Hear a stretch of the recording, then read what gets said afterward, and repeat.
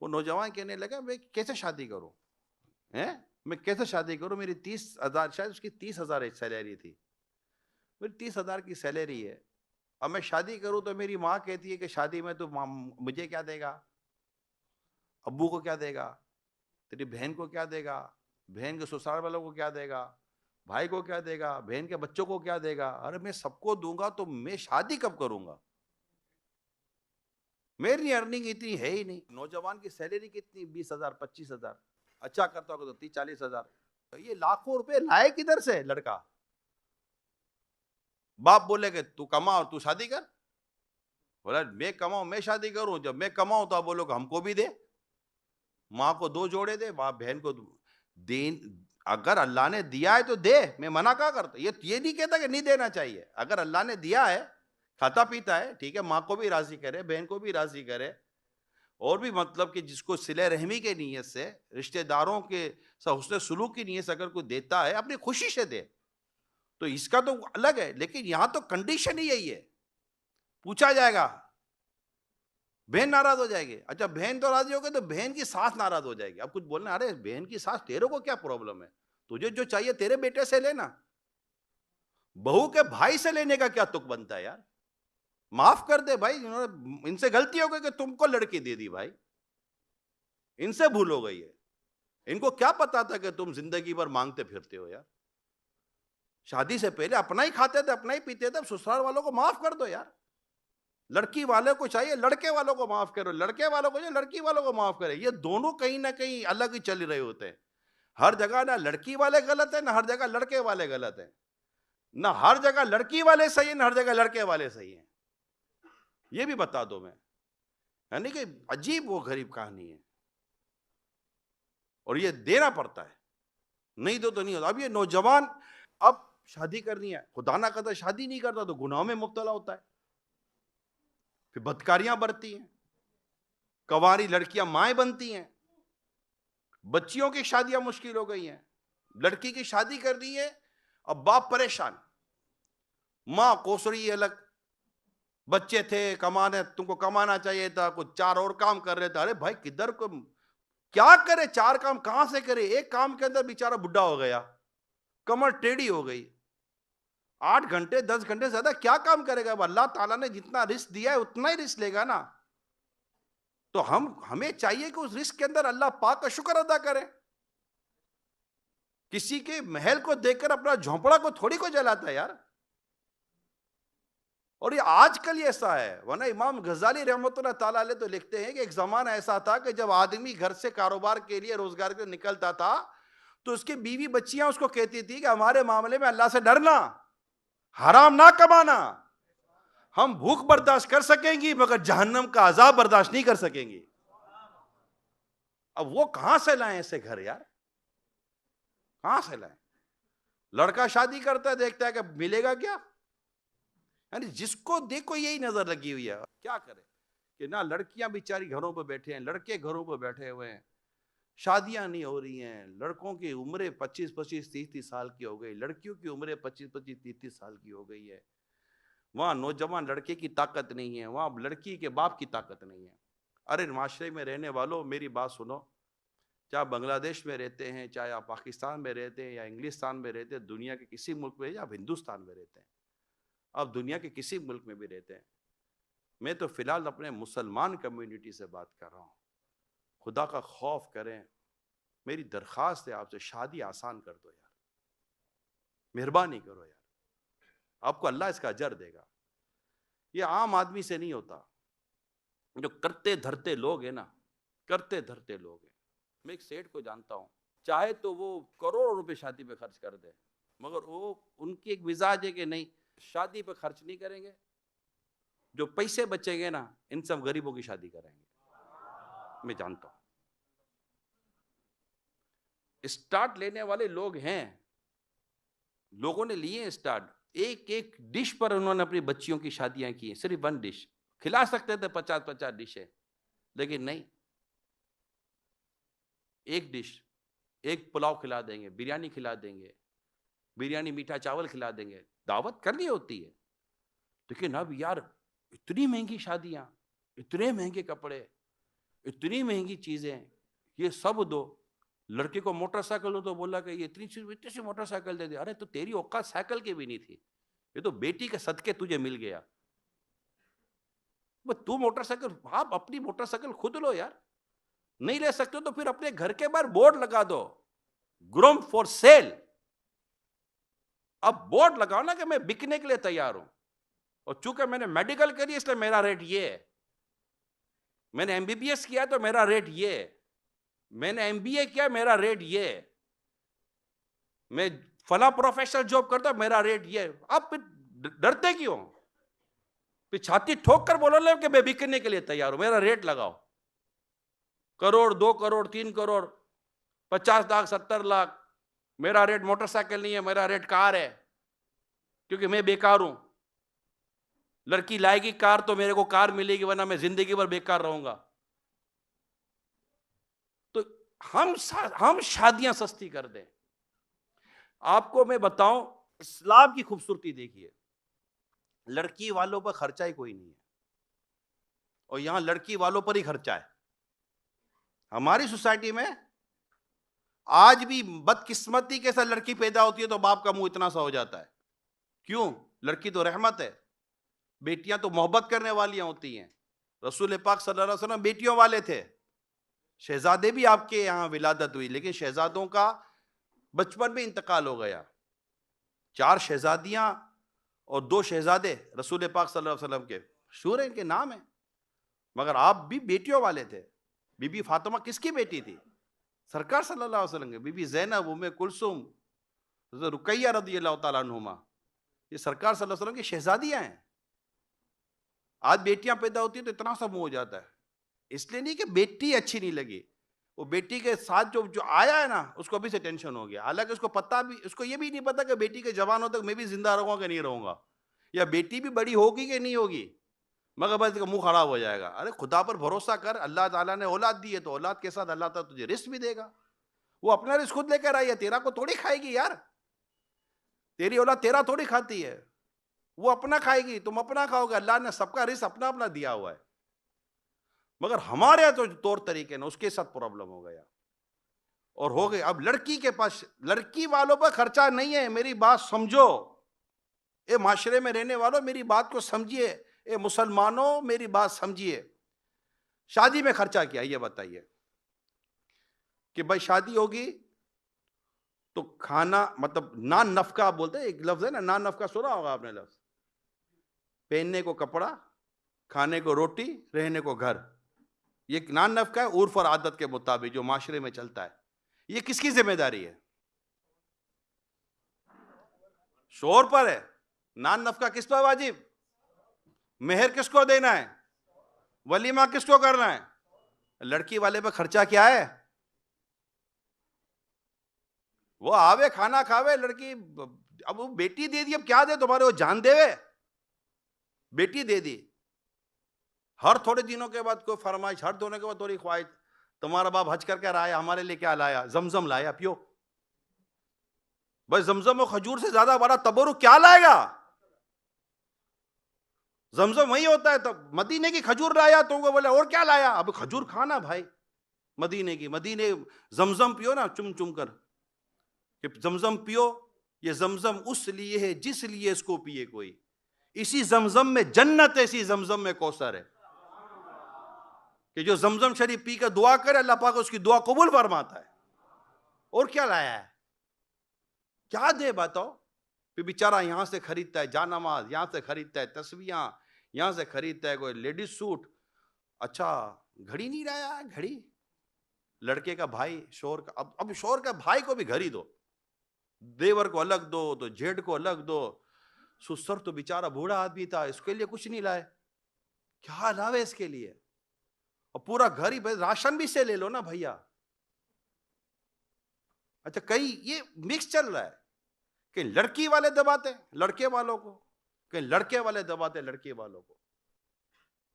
आसान करें, मेहर आसान करें, लेना देना आसान। सरकार सल्लल्लाहु अलैहि वसल्लम फरमाते हैं कि बरकत वाली शादी वो है जिसमें बोझ कम हो, यानी दोनों तरफ से कर्जा ना लिया जाए, दोनों तरफ वजन ना हो। दें। मेरी बात समझिए ताकि किसी को गलत फहमी ना हो। जहेज लानत नहीं है, जहेज लानत है। जहेज रसूल पाक सल्लल्लाहु अलैहि वसल्लम ने अपनी शहजादी को जहेज दिया था ना,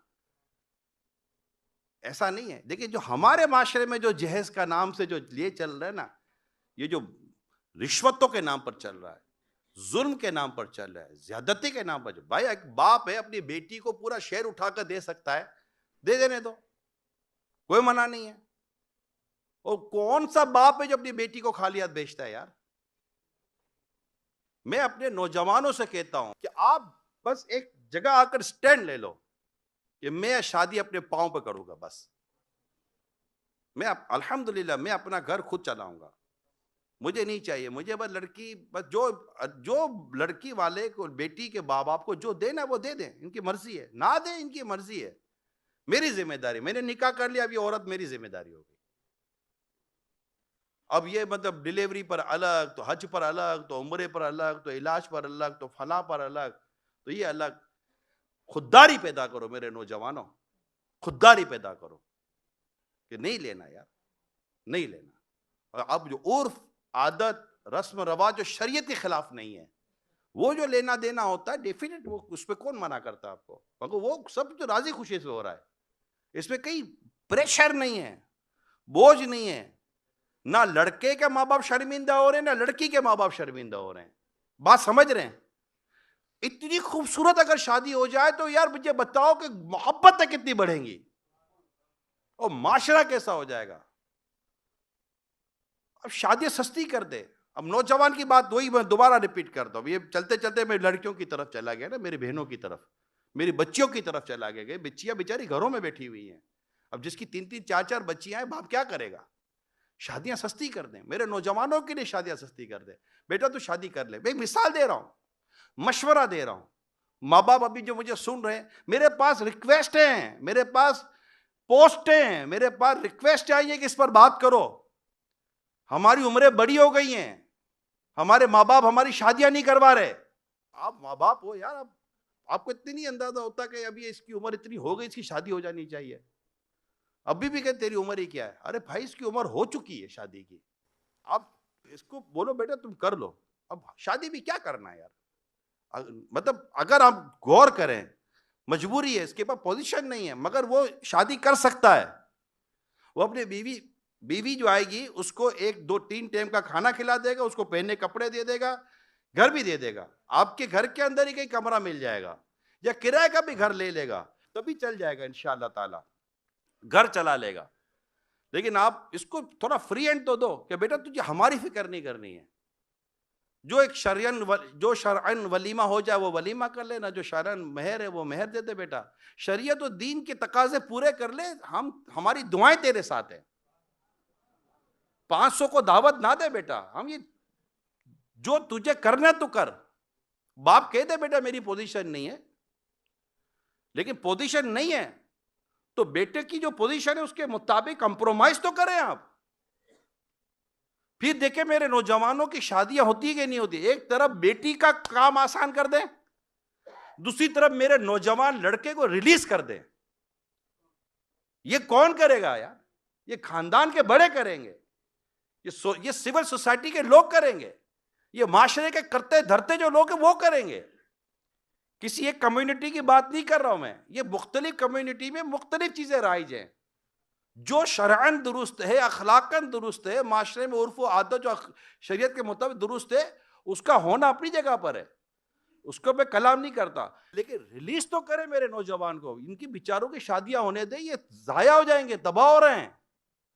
फिल्में, ड्रामों ने, मीडिया ने, उल्टे सीधे प्रोग्रामों ने, गंदे गंदे मनाजिरों ने इनके दिमाग खराब किए हुए हैं बेचारों के। आप समझते नहीं है। मेरे अपने बड़े बूढ़ों से, वालिदैन से बात कर रहा हूं, पेरेंट्स से बात कर रहा हूं।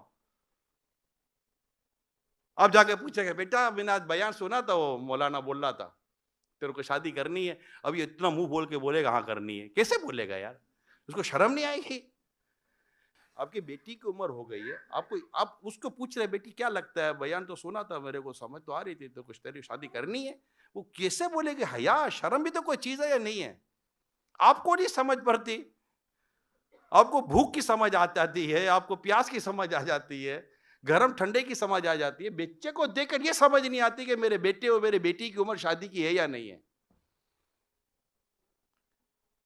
मेरा तमाम तर आशिकान रसूल से यह मशवरा है कि दीन, शरीयत, इस्लाम के सारे तकाज़ों को सामने रखें, माशरे की अखलाक और जो भी उर्फ आदत के इसको सामने रखें, इसको समझें, सीखें जो मैं कह रहा हूँ, क्योंकि इसकी डिटेल है, मैं उसमें जाऊँगा तो घंटा 1.5 घंटा और निकल जाएगा। सामने रखें और रखने के बाद एक अच्छा सा डिसीजन लेकर, आपको लगता है कि बच्चा मतलब कि बीवी को संभाल लेगा और मतलब अखलाक और आदत और तरीके से भी संभाल लेगा, पता चलेगा बच्चा ही मतलब कि बच्चा है। उसकी यहाँ भी अगर बच्चा हो गया तो बच्चे के घर फिर बच्चा हो जाएगा, यानी उसकी तो मेंटेलिटी बच्चा। और जो लड़की थी उसका भी बचपना। तो एक घर संभालने जैसी सलाहियत पैदा करवाएं और हो जाती हैं। बाद वक़्त आप अपनी उम्र देखकर समझते हैं, अब आप 40 साल के आदमी, वो आपका 20-22 साल का बेटा, बल्कि आपकी उम्र 45 साल 50 साल हो गई है जब आप अपने बच्चे की शादी कर रहे हो। तो अब आप बोलोगे मैं ऐसा ना, मेरा बच्चा ऐसा। आप जाओ ना, आप 20 साल के कैसे थे? जब आप 20 साल के थे तो आप कैसे थे? तो आपको लगेगा यार मेरा बच्चा मुझसे बहुत ज्यादा समझदार है। आप देख लो, आप आज आप अपने बच्चों को अपनी इस करंट एज, करंट एक्सपीरियंस से जज करते हैं। आप खुद को उस 20-25 साल की उम्र पर रखें जब आपकी 20-25 साल की उम्र थी। तो आज एक तादाद है जिनको अपने औलाद अपने से ज्यादा इंटेलिजेंट, अपने ज्यादा एक्सपीरियंस नजर आएगी। अपने बच्चों की कदर करें, उनकी इज्जत करें, उनको प्यार, मान, सम्मान दें। इंशाल्लाह आपका बच्चा आपके कदमों में लौटेगा। सारी दुनिया इज्जत करती है और आप बोलते हैं तू किसी काम का नहीं है। वो बोलता है सारी दुनिया मुझसे काम लेती है, मेरा बाप बोलता है तू किसी काम का नहीं है। नहीं होगा, जब बाप बोलता है तो सही बोलता होगा। ऐसा ना करे।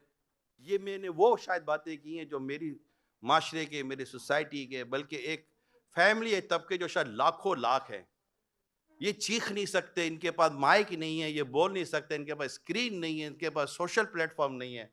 अल्हम्दुलिल्लाह अल्लाह की रहमत है, दावत इस्लामी के पास है। और मैं उसको, उसका फ़ायदा उठाकर मैं इन अपने दुखियारे मुसलमान ख़ानदानों की और इन दुखियारे नौजवानों की और इन दुखियारी मेरी बच्चियों की, मेरी बहनों की मैं नुमाइंदगी करके कह रहा हूँ कि खुदा इन पर रहम करें, इनको ज़्यादा इस तरह की कमाई पर मजबूर ना करें कि ये हराम कमाएं और हराम कमा कर फिर अपने घर को चलाएं। हराम कमाई से, याद कर लो मेरे प्यारे इस्लामी भाइयों, हराम कमाई से घर में झगड़े, फसाद, ना इत्तेफाकी आती है, औलाद नाफरमान होती है। हलाल कमाएं, मुख्तसर कमाएं, एक दूसरे को तंज ताना तनकीद ना करें, कंप्रोमाइज करें।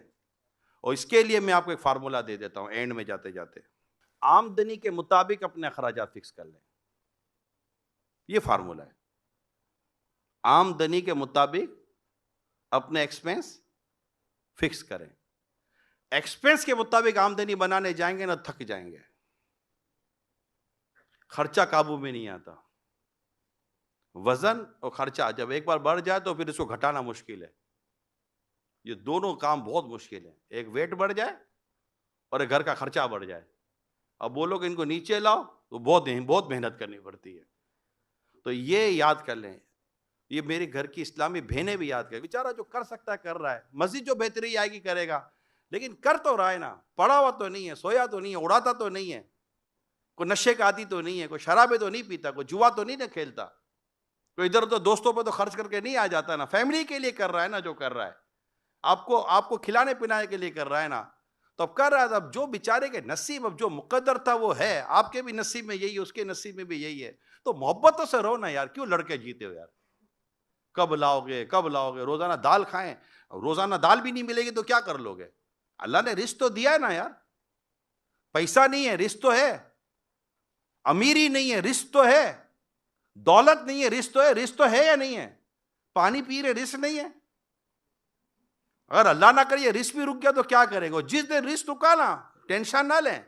जिस दिन रिस्क खत्म हो गया ना, उस दिन आप जिंदा भी हैं, आप कब्र में होंगे। ज़हन बना लें आप। जब बंदे का रिस्क पूरा हो जाएगा तो वो कब्र में उतरेगा, क्योंकि उसके मौत का टाइम हो गया। वो जब तक जिंदगी है रिस्क मिलेगा, या जब तक रिस्क है जिंदा है।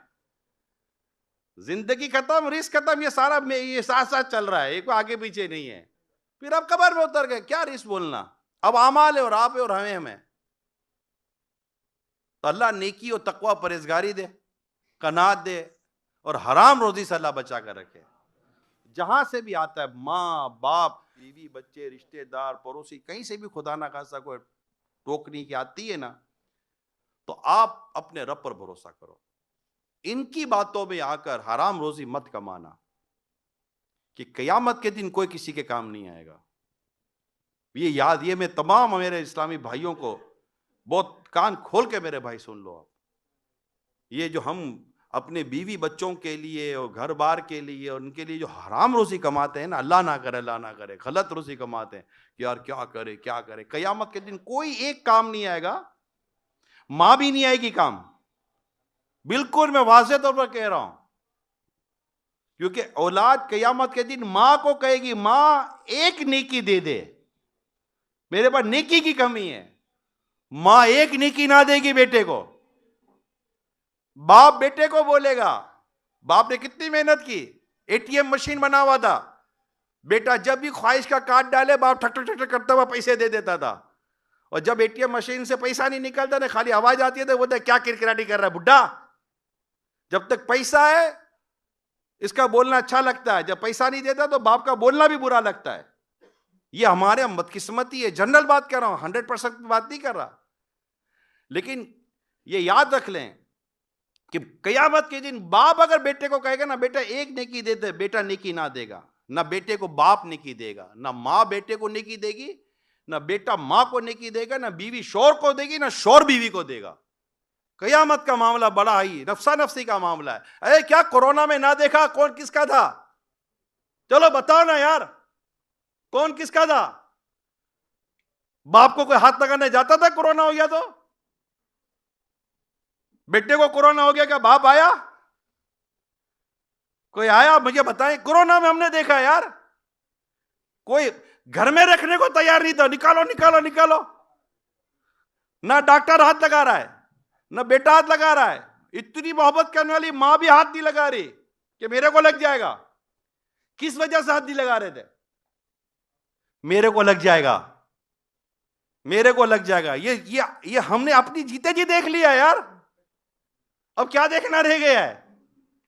ये दुआ दो दावत इस्लामी वालों को कि जहां मां बेटे बाप एक दूसरे को नहीं पूछते थे, वहां ये दावत इस्लामी वालों ने हमारे मुर्दों को कफन और दफन दिया है।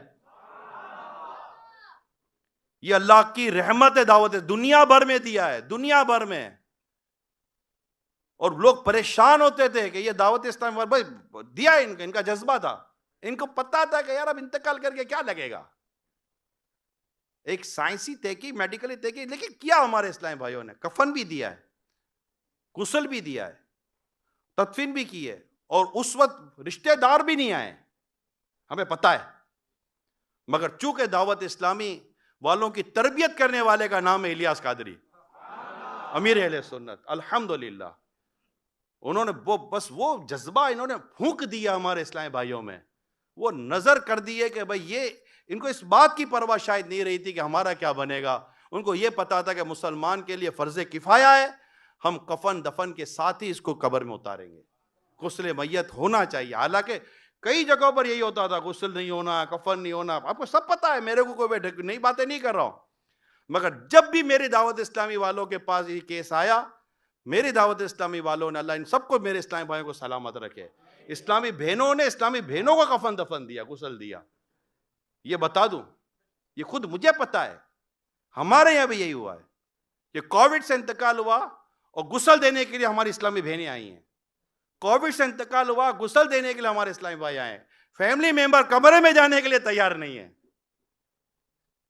ये याद रखिएगा, ये दावत इस्लामी के उन मुबल्लिगीन का, इस्लामी भाइयों का हम पर एहसान है, हम पर एहसान है कि जहां ना माँ बाप बेटा कोई नहीं खड़ा हुआ, वहां अगर को खड़ा हुआ तो इलियास कादरी का ये गुलाम खड़ा रहा था, अमीर सुन्नत का ये सच्चा आशिक खड़ा रहा। क्योंकि अमीर सुन्नत ने, प्यारे अमीर सुन्नत ने अपने इस्लामी भाइयों के दिलों में, दावत इस्लामी दिलों में ऐसा इश्क रसूल डाला है कि उनको उम्मत से मोहब्बत हो गई है।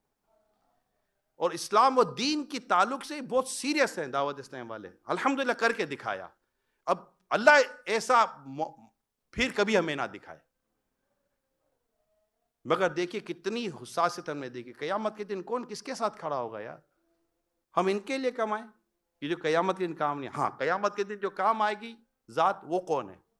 आला हज़रत फरमाते उनके सिवा रजा कोई हामी नहीं, जहां गुजरा करे पिसर पे पिदर को खबर ना हो।